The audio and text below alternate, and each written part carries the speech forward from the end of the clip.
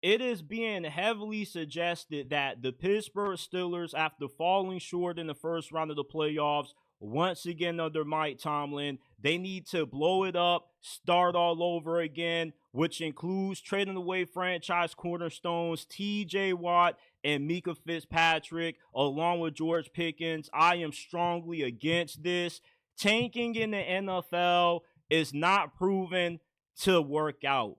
This is not the NBA. There are way more components that goes into rebuilding a team through the draft than what it does in the NBA.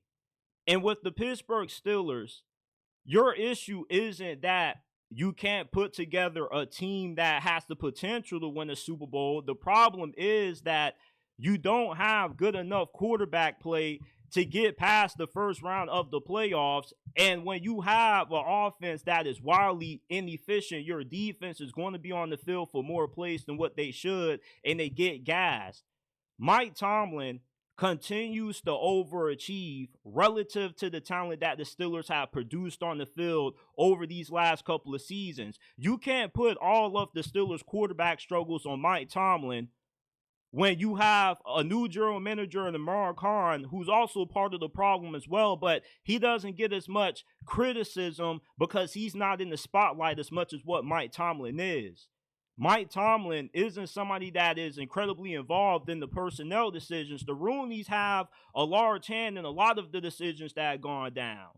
You know, when to put all of the Steelers' playoff shortcomings on Mike Tomlin, I feel is a little bit irresponsible, and it's wrong to him because this is a team effort, and the front office is also responsible for the Steelers' lack of postseason success just as much as what Mike Tomlin is. You see, Mike Tomlin, I don't think he was surprised how his team lost to the Baltimore Ravens with how brutally honest he was after the game. He just was truthful. He said that the Ravens were the better team, they were better coached, and they just had a complete bigger talent advantage than what we did. It wasn't that we didn't try, that we didn't give it our best. It's just that that's how better they were than us.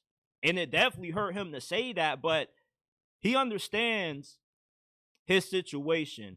He hears the noise from the outside, and he probably is just as hard on himself as what we are. But the changes that he has made haven't worked out, but he's going to continue to make changes because it looks like he really is trying to do what it takes to get over the hump. But you got to get rid of Arthur Smith and Terrell Austin. Terrell Austin, look, if Dick LeBeau got fired, he should get fired as well. For the Steelers to have the NFL's highest paid defense, it never shows up when they're going up against any of the highest paid quarterbacks. Joe Burrow, Lamar Jackson, they normally always have really good games every time they play Pittsburgh. You know, anytime the Steelers see a remotely good quarterback, the defense always gets shredded. It's been this way since Tom Brady and Bill Belichick were down there in New England. Every time they played the Steelers defense, they were going up and down the field with ease.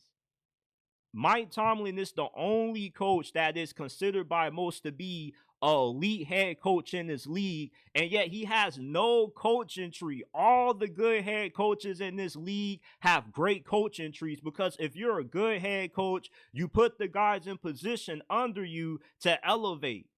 And if you're not hiring good coordinators, you're not getting guys that any other team wants to hire, then that kind of shows a lot about your philosophy as a team. You know, people just want you, but you don't have the ability to hire the right guys beneath you with you being the CEO coach to help elevate this team. You know, I don't want to say he's a raw cheerleader guy because he does make pretty serviceable adjustments in certain situations, but it's just, you know, with Mike Tomlin, man, just resetting and starting over and getting rid of him isn't the answer. The Steelers are not 5 or 4 years away from being contenders. That's what makes this frustrating. They just lack in two major components: a good offensive coordinator and stable quarterback play.